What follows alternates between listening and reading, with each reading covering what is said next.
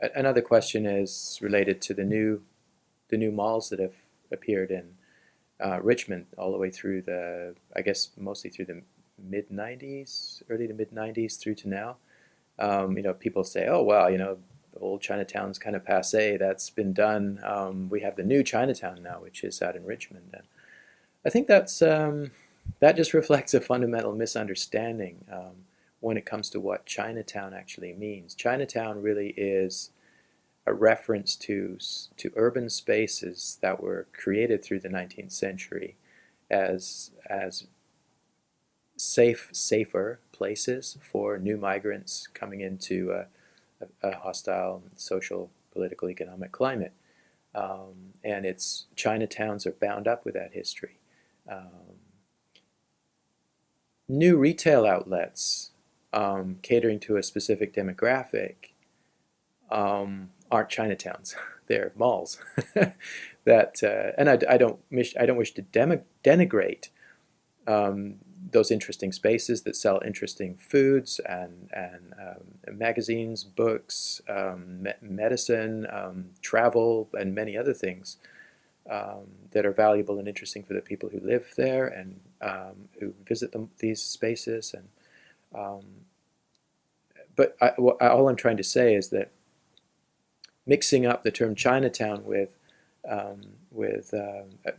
new malls is a mistake. It's a failure to understand what Chinatown is. I think at its best, Chinatown is a center of a vibrant cultural and social center. Obviously, retail is an important dimension of that. It supports business owners, small business owners, the people who work in the shops. It supports people who supply the goods that are in the shops, and of course the customers who come to purchase products there. So the retail dimension of any streetscape is terribly important. That of course goes to restaurants, places where and all along Chinatown has been an interesting place to eat and meet people and to shop. So that's very important, but it's also steeped in this interesting culture of a kind of a deep social resource for people, a place of gathering, a place of sharing cultural interests. I mean, if you go down to Chinatown, you find Taoist temples down there. You find Buddhist temples, benevolent association.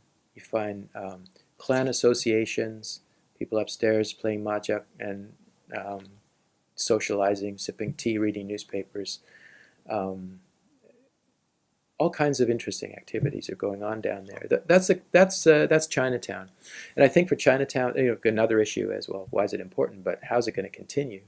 A younger generation needs to come in and take it up, and of course the older generations need to make space for them to do that. And there's a tremendous amount of activity among youth interested in Chinatown now. It's amazing how proactive and organized they are, how energetic and how sincere they are about the need to maintain this unique cultural space that's part of our history and part of going forward as a community. And I think Vancouver's Chinatowns across Canada are important to all of us.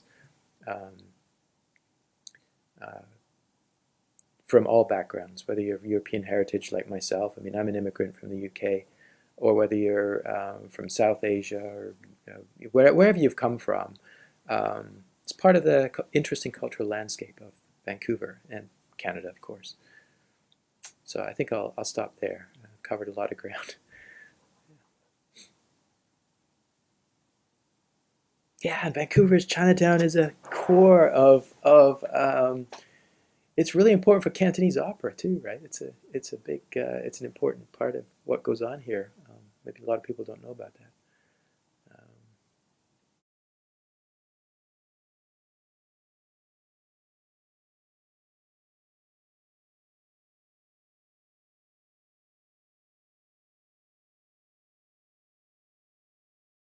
Now, is Richmond so-called New Chinatown? I think it's difficult to give it any label. for a city like Richmond. I mean, it's such a large city that it's difficult for us to label it as Chinatown. I think what I can say is that it has its ethnic enclave, and the majority of those residents are Chinese. But if you peel back the layers of the so-called ethnic enclave in Richmond, you see different generations of Chinese mingling there and going and shopping and living there as well. You know, the early Richmond that had the businesses there were actually Japanese. So you had a strong Japanese population there in Steveston in the early 20th century. A lot of fishermen there. And then as the internment happened, this was entirely, that entire population was gone, just like that. And then I think the more recent immigration happened in the 1980s when the Hong Kong population, a large Hong Kong population, moved into the lower mainland from Hong Kong. Of course, lots settled in Vancouver, but a good majority moved into Richmond.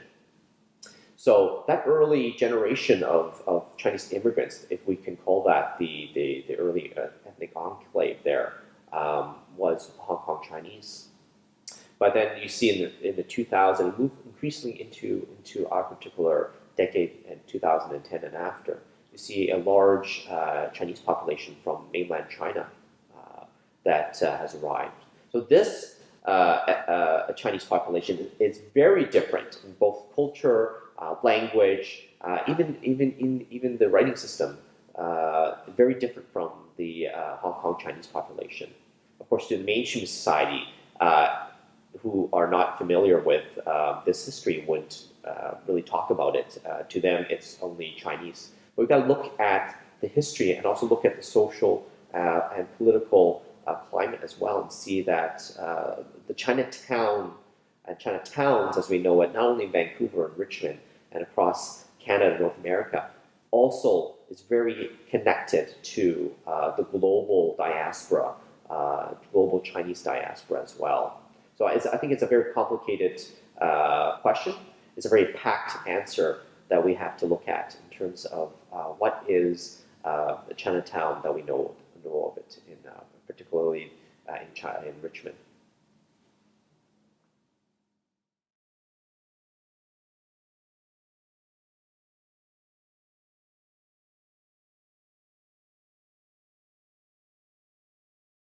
There have been a lot of new developments that have happened that we've seen, and it just felt like the cultural heritage of the neighborhood was slowly disappearing because of these new developments, and also the dialogue in the public was a lot of it was that Chinatown is dying or the new Chinatown is in Richmond, and we really wanted to flip that conversation from being negative, from people thinking that there's no community here, to the community that we know and share.